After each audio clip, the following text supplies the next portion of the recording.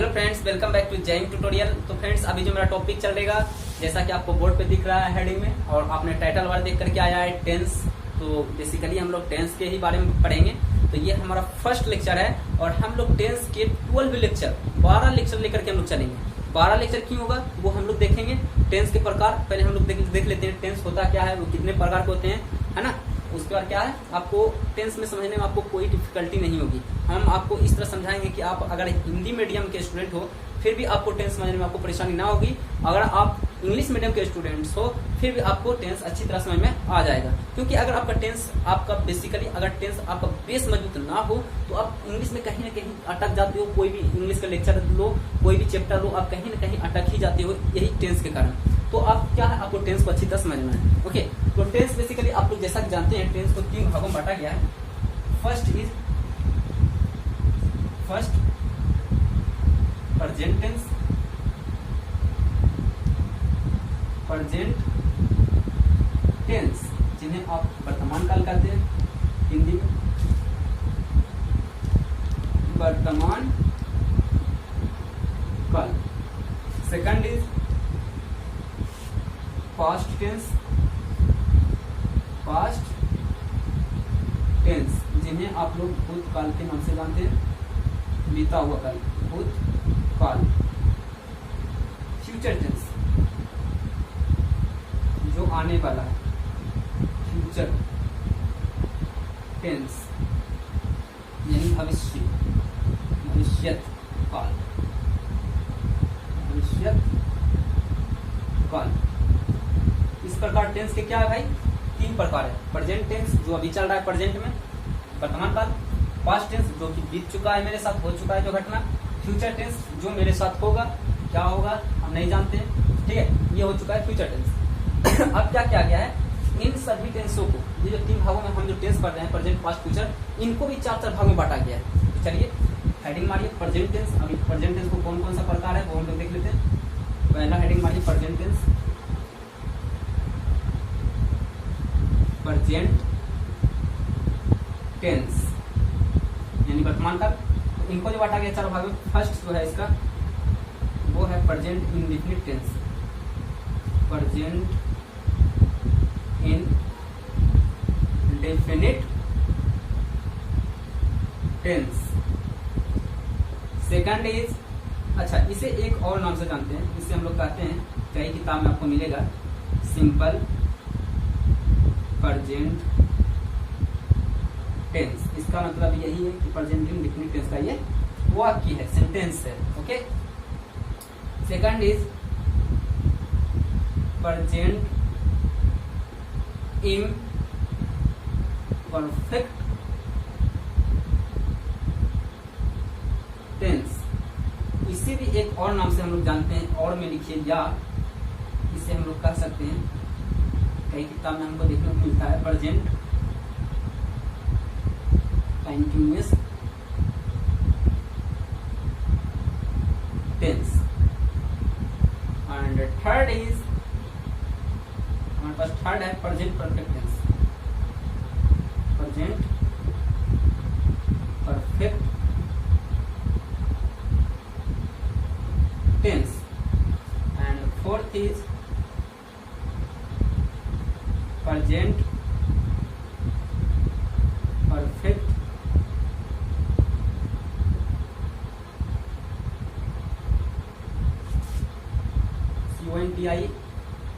CONTINUOUS continuous tense. Present indefinite tense, present imperfect tense, present perfect tense, present perfect continuous tense. 4 प्रकार इनका भी हो गया। या प्रेजेंट इंडेफिनिट को हम लोग सिंपल प्रेजेंट टेंस और प्रेजेंट इम्परफेक्ट टेंस को प्रेजेंट कंटिन्यूअस टेंस के नाम से भी जानते हैं। चलिए इसे कॉपी कीजिए। देखिए मेरा हो चुका है। अब हम लोग सेकंड लिखेंगे, पास्ट टेंस को भी 4 भागों में बांटा गया इसी प्रकार। तो मेरा इसीलिए मैंने कहा आपको 12 लेक्चर होने वाला है, 4 भाग में बांटा गया। 3 टेंस है तो 4 12। तो चलिए सेकंड आप मारिए, इसे कॉपी कर दीजिएगा। सेकंड हेडिंग मारिए पास्ट टेंस, पास्ट टेंस है ना। पास्ट टेंस भी 4 प्रकार में होगा, पास्ट इनडेफिनिट टेंस, या इसे एक और नाम से जाना जा सकता है, simple past tense. Okay, second is past imperfect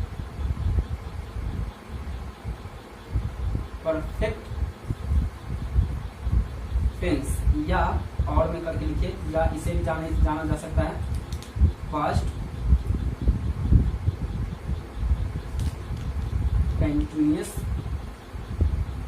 tense. And third is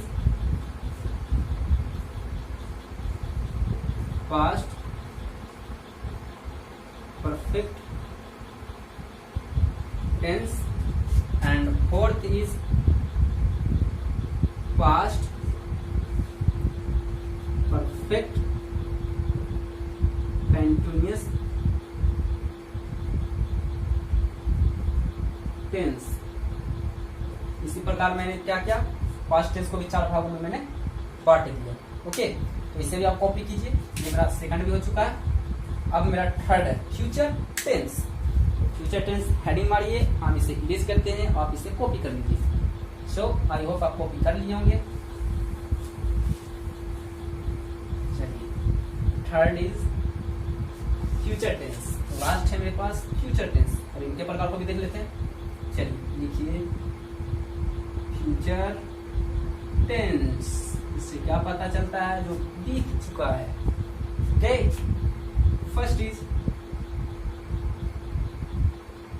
future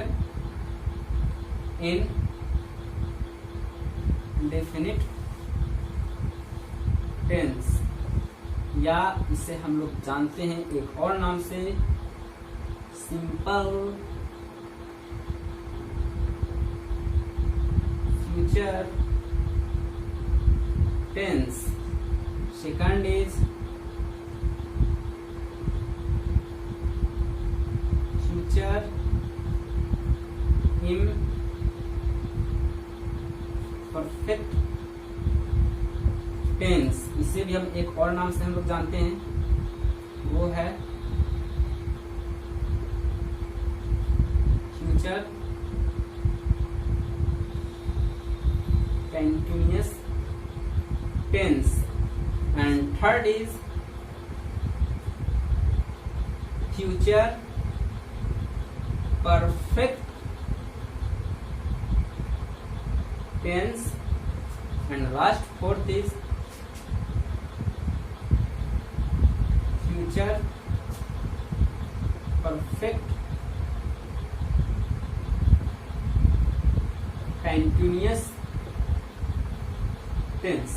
इस प्रकार मैंने फ्यूचर को भी 4 भागों में बांट दिया।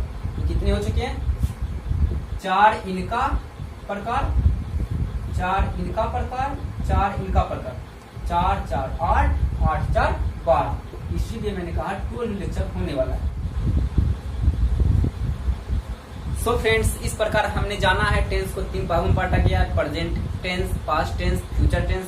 अब फिर मैंने बताया था इन चारों को 4 भागों में बांटा गया। प्रेजेंट टेंस को 4 भागों में, प्रेजेंट इंडेफिनिट टेंस, या इसे हम जानते थे सिंपल प्रेजेंट टेंस से।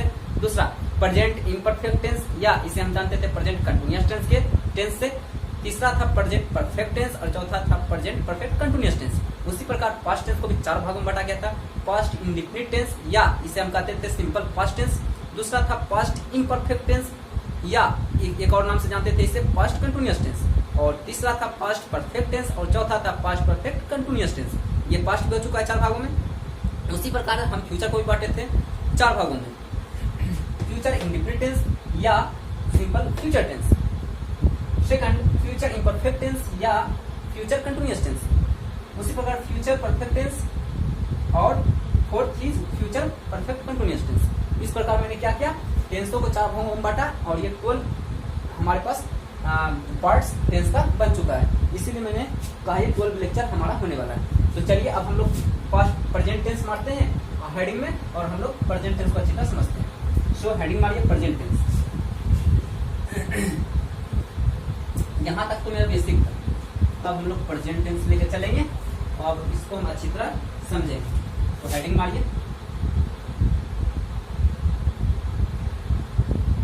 Present tense. ओके, ये क्या है भाई मेरा प्रेजेंट टेंस, वर्तमान काल। प्रेजेंट टेंस को 4 भागों में बांटा गया था, जैसा कि प्रेजेंट इंडेफिनिट टेंस। तो पहले हम प्रेजेंट इंडेफिनिट टेंस लेके चलेंगे। फर्स्ट प्रेजेंट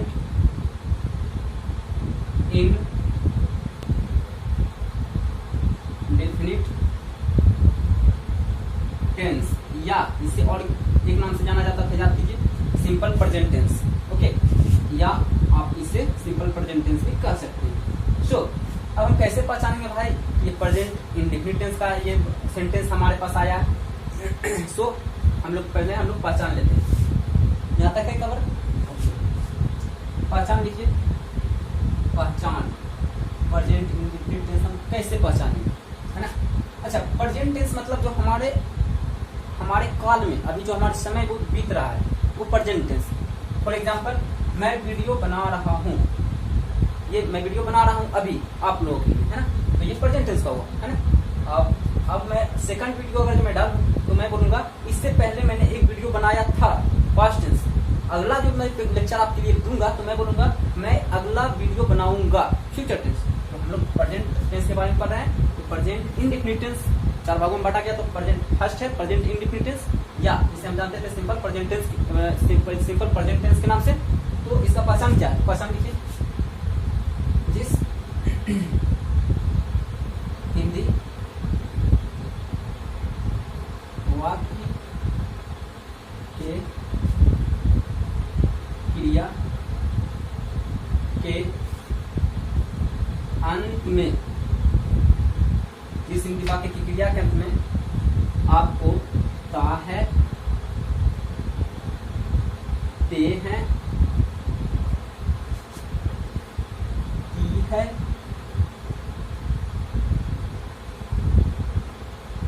ता हूं,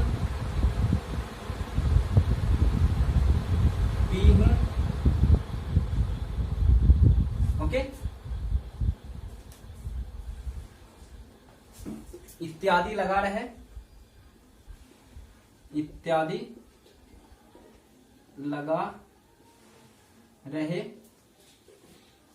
तो वाह।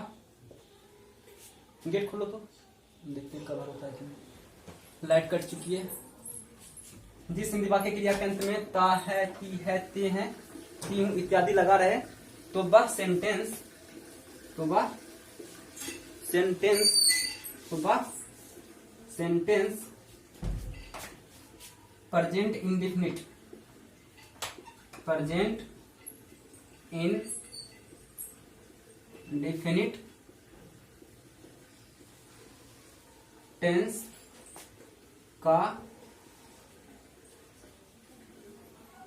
कहलाता है। गेट खोलने पर क्या हो रहा है? फोकस गड़बड़ा रहा है। अच्छा, तो क्लियर दिख रहा है ना? ठीक है, ठीक है। तो आप इसे अच्छी तरह समझिए। जिस हिंदी वाक्य की क्रिया के अंत में, यानी वर्ब क्रिया के अंत में ता है, ते हैं, ती है, या ता हूं, ती हूं इत्यादि लगा रहे तो बस सेंटेंस जो होगा वो प्रेजेंट इंडेफिनिट टेंस का होगा। जैसे में हम एग्जांपल लेते हैं, जैसे में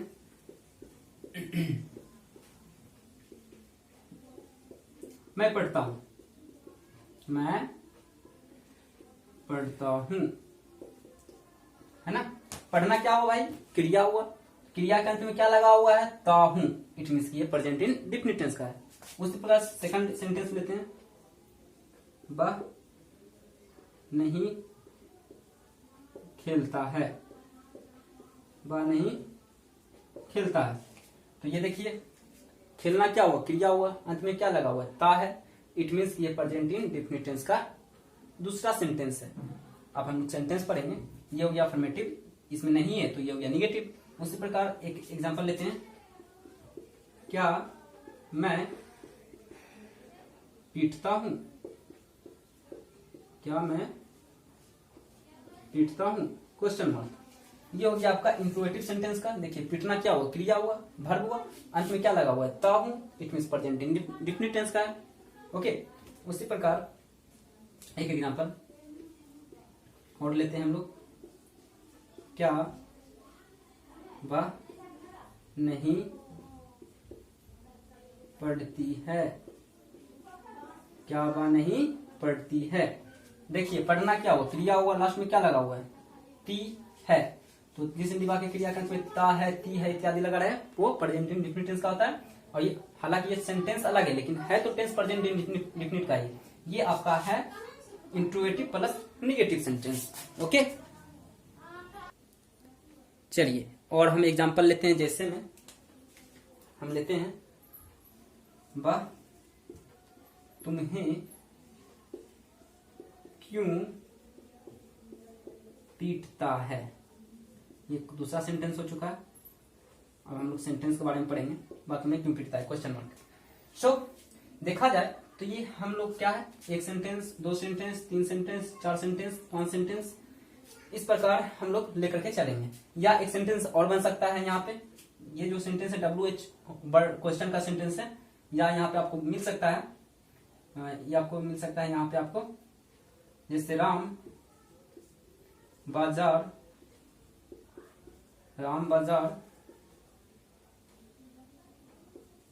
क्यों नहीं जाता है, राम बाजार क्यों नहीं जाता है क्वेश्चन मार्क। तो इस प्रकार का सेंटेंस आप लोग को हर एक टेंस में मिलेगा। तो ये सेंटेंस कौन कौन सा सेंटेंस है, तो हम लोग उसका हम लोग जिक्र करते हैं। तो चलिए आप इसे कॉपी कीजिए। अभी हम लोग इसे नहीं बनाएंगे, तो इसके लिए बनाने के लिए सबसे पहले हम क्या करेंगे, पहले सेंटेंस को समझते हैं, कौन कौन सा सेंटेंस हम लोग एक एक करके हम लोग डिफाइन करेंगे। तो इसे आप कॉपी कीजिए, हम इसे इरेज करते हैं। ओके, सो आई होप आप कॉपी कर लिए। ओके बेटा, ऑलराइट। चलिए पहले तुम्हारी आप सेंटेंस, कौन कौन सा सेंटेंस आपको पढ़ना है। ऑलराइट, सो फ्रेंड्स ये देखिए, ये हमारे पास रहा सेंटेंस। फर्स्ट जो है, जो हम देखे थे वो था अफर्मेटिव सेंटेंस। सेकंड जो था जिसमें नहीं लगा हुआ था वो हमारा हो गया निगेटिव सेंटेंस। और जो वाक्य क्या से स्टार्ट था वो हो गया आपका इंट्रोगेटिव सेंटेंस यानी प्रश्नात्मक वाक्य। और फोर्थ हो गया आपका इंट्रोगेटिव प्लस निगेटिव सेंटेंस। और फिफ्थ हो गया आपका WH क्वेश्चन सेंटेंस। तो WH क्वेश्चन सेंटेंस में क्या होगा, जैसे मैं आपको बीच में रहेगा दिया हुआ, क्यों, कैसे, क्या, कब। जैसे में वह क्यों पीटता है तुम्हें, वह तुम्हें क्यों पीटता है, वह कैसे पीटता है ना। इस टाइप का क्वेश्चन क्या हो गया, WH क्वेश्चन सेंटेंस में आता है। सो इसे आप कॉपी कीजिए। तो ये हो गया हमारा सेंटेंस के प्रकार। हालांकि ये ग्रामेटिकली सेंटेंस के प्रकार नहीं है, ये हम लोग टेंस में इस टाइप के हम लोग सेंटेंस देखने को मिलता है। तो इसे आप सेंटेंस ये ना समझे कि ये ग्रामर का सेंटेंस है। हालांकि ग्रामर का सेंटेंस में तो आपको WH क्वेश्चन सेंटेंस तो आता ही नहीं है। और सेंटेंस में क्या आता है, ऑब्जेक्टिव सेंटेंस आता है, एक्सक्लेमेटरी सेंटेंस आता है, इस प्रकार आता है। ओके, तो आप इसे कॉपी कीजिए, हम इसे इरेज करते हैं। ओके, चलिए अब हम लोग क्या करेंगे, प्रेजेंट इंडेफिनिट का अफर्मेटिव सेंटेंस देखेंगे।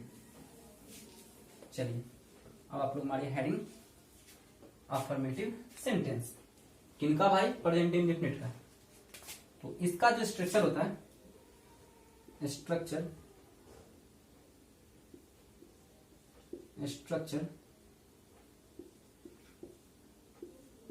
वो होगा आपका, पहले सब्जेक्ट आएगा, सब्जेक्ट इसको एस से हम दिखा रहे हैं, प्लस वर्ब 1 आएगा या वर्ब 5 आएगा, V1 या V5, प्लस ऑब्जेक्ट को हम सिर्फ ओ लिख देते हैं। ओके, फिर प्लस फुल स्टॉप। ऑलराइट, इस प्रकार आपको प्रेजेंट इंडेफिनिट का अफर्मेटिव सेंटेंस का स्ट्रक्चर हो गया। पहले क्या है भाई, सब्जेक्ट कर्ता, उसके बाद वर्ब क्रिया V5 या V1 या V5, अब कैसे लगाएंगे V1, किसके साथ लगाएंगे V5 वो हम देखेंगे, प्लस ऑब्जेक्ट और प्लस फुल स्टॉप। और इस प्रकार अदर वर्ड रहेगा तो वो हम ले लेंगे। चलिए जैसे हम एग्जांपल लेते हैं, जैसे एग्जांपल आप लीजिए, मैं खेलता हूं, मैं खेलता हूं, मैं खेलता हूं। तो आई मैं खेलता हूँ, आई प्ले, यही हम लेते हैं, वह खेलता है, वह खेलता है, तो इसका हो जाएगा ही प्लेज, ही प्लेज। अच्छा, इसमें एस क्यों लगा, इसमें एस क्यों नहीं लगा, वो हम लोग जानेंगे। एस जिनके साथ लग गया भाई वो V5 हो गया। अब आप लोग वर्ब पढ़े होंगे, वर्ब आप पढ़े होंगे इंग्लिश ट्रांसलेशन के सबसे लास्ट पेज में जो आपको दिखता है V1, जैसे ईट, एट, ईटेन, इस प्रकार आप याद किए होंगे। एब्यूज, एब्यूज, एब्यूज गाली देना, उस प्रकार write, wrote, written, do, did, done, है ना, बीट, बिटेन, बिटेन, इस प्रकार आप लोग याद किए होंगे। ये क्या हो गया, आप क्रिया का ये क्या हो गया, फॉर्म हो गया। First form, second form, third form, fourth form, fifth form तक होता है। ओके, अच्छा, V5 कैसे बनता है, अगर आप क्रिया में एस या ईएस लगा दें तो V5 बन जाता है। अच्छा, एस किसके साथ लगाएंगे, ईएस किसके साथ लगाएंगे, वो हम देखते हैं। जैसे हम यहां पर लिखते हैं वह जाती है, वह विद्यालय जाती है। चलिए एग्जांपल ले लेते हैं, वह विद्यालय जाती है, कवर है ना, तो वह विद्यालय जाती है, इससे पता चला वो लड़की है, तो अच्छा यहाँ पर वह विद्यालय जाता है तो ही होता है, लेकिन लड़की है तो सी हो जाएगा। सी जाना का गो, तब गोज हो जाएगा, सी गोज टू स्कूल। देखिए इसमें क्या हुआ, जाना क्रिया, वो क्रिया के साथ ईएस लगा, लेकिन इसमें एस सिर्फ लगा। तो आप एक थोड़ा सा ट्रिक समझ लें, अगर वर्ब में, वर्ब के अंत में, ये देखिए वर्ब के अंत में क्या है भाई, ओ। ओके, अगर वर्ब के अंत में ओ दिखाई दे तो आप ईएस लगाकर उसे V5 बनाएंगे। ओके, बाकी सब में सिर्फ एस लगाएंगे। ये आपका एक ट्रिक हो गया। ये हो गया आपका अफर्मेटिव सेंटेंस। इसका हम कुछ और एग्जांपल लेते हैं। नीचे नहीं है, चलिए इसे हम इरेज करते हैं, फिर नीचे जगह नहीं है। एग्जांपल लेते हैं, जैसे में राम पढ़ता है, राम पढ़ता है।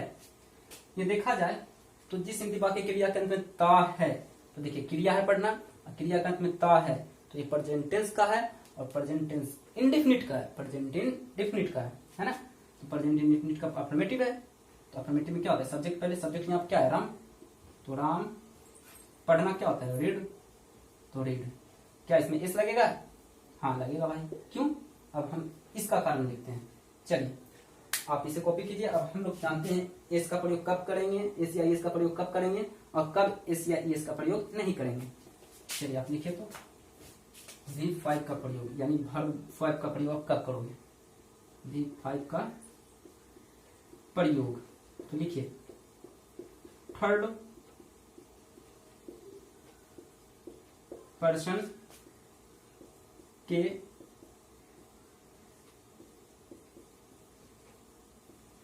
सिंगुलर नंबर के साथ एस या ईएस का प्रयोग करते हैं। अच्छा, अब थर्ड पर्सन के सिंगुलर नंबर में क्या क्या आता है, तो आप ब्रैकेट में लिख लें यहाँ, यदि हमारा सब्जेक्ट ही रहे, सी रहे, इट रहे, या कोई एक नाम रहे, नेम्स नहीं, कोई एक नाम रहे, दो नाम रहेगा तो नहीं लगेगा एस या इसका प्रयोग। ओके, तो इस प्रकार आप लोग क्या करेंगे, V5 का प्रयोग करेंगे, यानी एस या इसका प्रयोग आप लोग करेंगे सेंटेंस में। ओके, कब करेंगे, जब हमारा कर्ता यानी सब्जेक्ट ही हो, सी हो, इट हो या कोई एक नाम हो, तो आप क्या करोगे भाई, उसमें एस या एस का प्रयोग करके आप क्रिया में एस या एस का प्रयोग करके आप सेंटेंस बनाओगे। ऑलराइट, ये हो गया, आप इसे कॉपी कीजिए। चलिए इसे मिटा दे, आप इसे इतना याद कर लीजिए कि ही, सी, इट या कोई एक नाम के साथ इस एस या एस का प्रयोग करते हैं। क्यों, क्योंकि ये थर्ड पर्सन का सिंगुलर नंबर है। चलिए हम इसे इरेज करते हैं। तो ये हो चुका है हमारा अफर्मेटिव सेंटेंस। अब हम लोग मारते हैं निगेटिव सेंटेंस। निगेटिव सेंटेंस दूसरा हेडिंग होगा हमारा निगेटिव सेंटेंस। ऑलराइट, मारिए निगेटिव सेंटेंस। निगेटिव सेंटेंस यानी नकारात्मक वाक्य।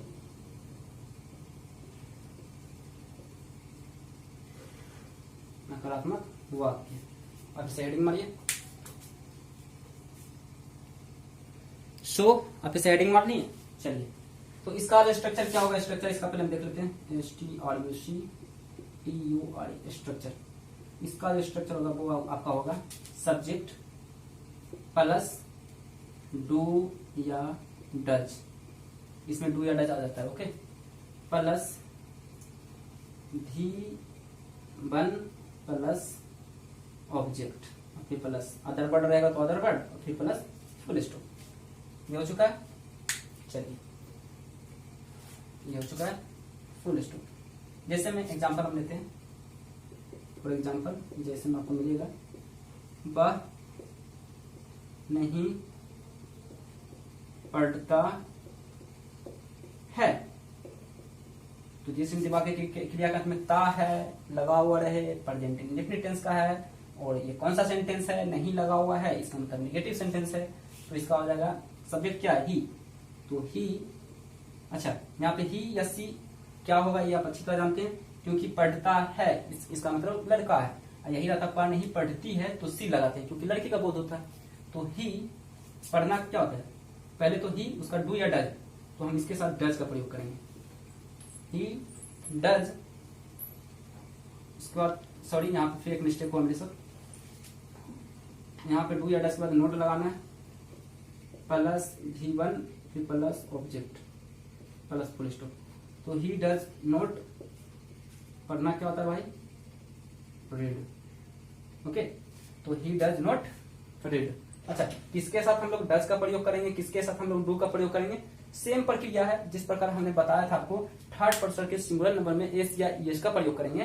तो आपको क्या करना है, अगर आपका सब्जेक्ट ही, सी, इट या कोई एक नाम रहे तो आपको डज का प्रयोग करना है, बाकी सभी के साथ आपको डू का प्रयोग करना है। जैसे मैं एग्जांपल लेता हूं, मैं नहीं खेलता हूं, मैं नहीं खेलता हूं, क्या ये नेगेटिव सेंटेंस है कि नहीं? प्रेजेंट इंडेफिनिट का है। तो माई का क्या होता है? आई।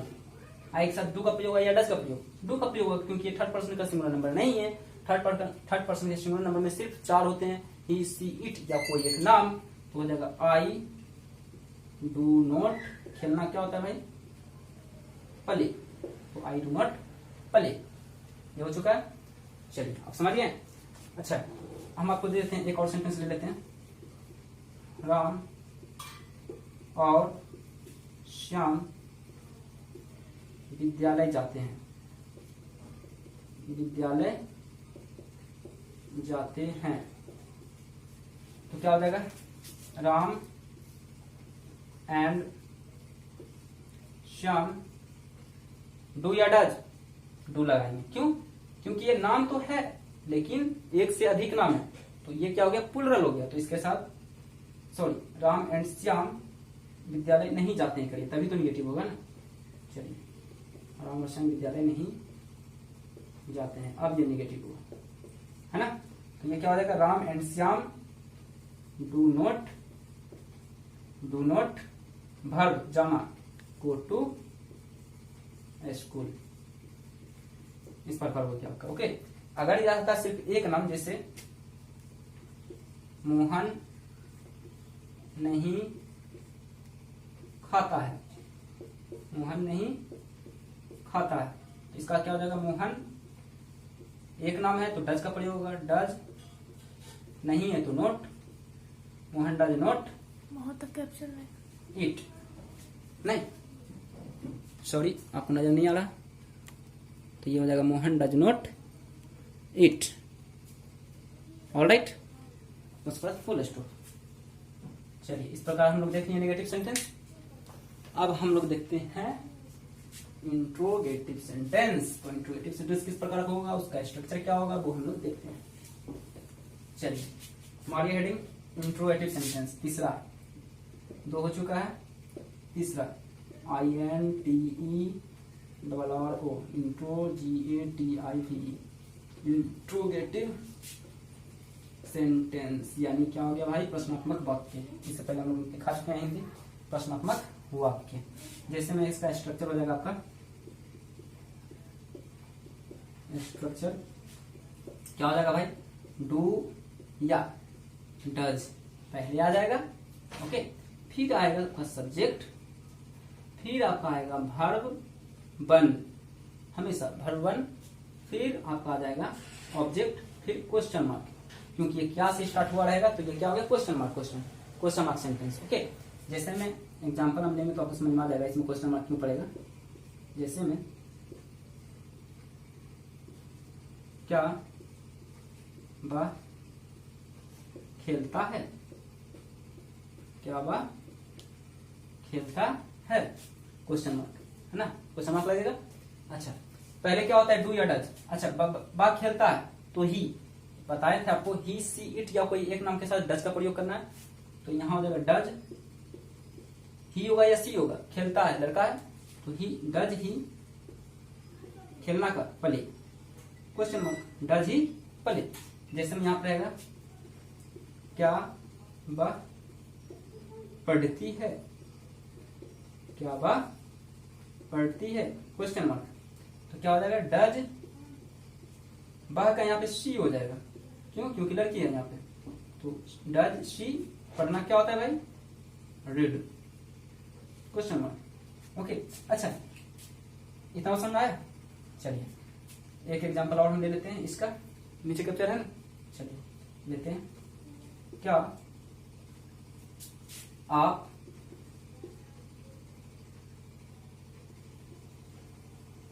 समझते हैं, क्या आप समझते हैं, तो इसका हो जाएगा आपका क्या होता है यू के साथ डू या डज, डू का प्रयोग होगा क्योंकि थर्ड पर्सन के सिंगुलर नंबर में ये नहीं आता है, थर्ड पर्सन के सिंगुलर नंबर में सिर्फ ही सी इट या कोई एक नाम आता है, तो हो जाएगा डू यू, समझना, understand, understand, question mark, do you understand, हो चुका है। चलिए इंट्रोगेटिव भी मेरा हो चुका है, अब मारिए इंट्रोगेटिव प्लस निगेटिव, चौथा, इसे आप कॉपी कर लीजिएगा, चौथा मारिए interrogative plus negative sentence, interrogative plus negative sentence, line cut चुकी है जिस वजह से पश्चिम में बहुत बड़ा,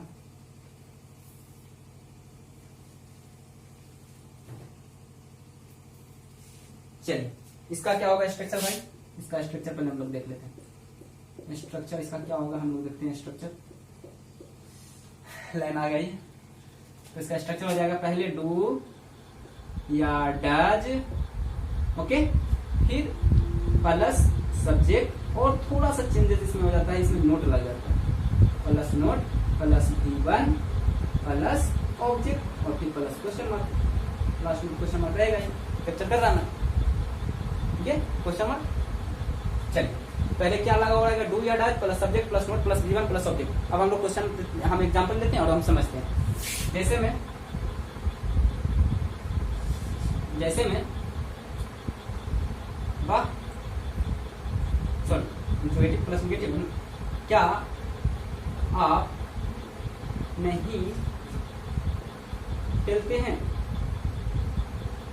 क्या आप नहीं खेलते हैं, डू या डज, तो आपके आपका क्या होता है यू के साथ डू या डज, डू, क्यों, क्योंकि थर्ड पर्सन का सिंगुलर नंबर नहीं है, तो डू यू नोट प्ले। देखिए इस स्ट्रक्चर को ये फुलफिल कर रहा है कि नहीं, डू या डज, तो मैंने डू लगाया क्योंकि ये थर्ड पर्सन का सिंगुलर नंबर नहीं है, तो डू यू, डू है मेरा सब्जेक्ट, उसका नोट, उसका क्रिया, और ऑब्जेक्ट रहता तो ऑब्जेक्ट लगाते हैं, यहाँ तो ऑब्जेक्ट है नहीं। एक एग्जांपल और लेते हैं, क्या वह क्रिकेट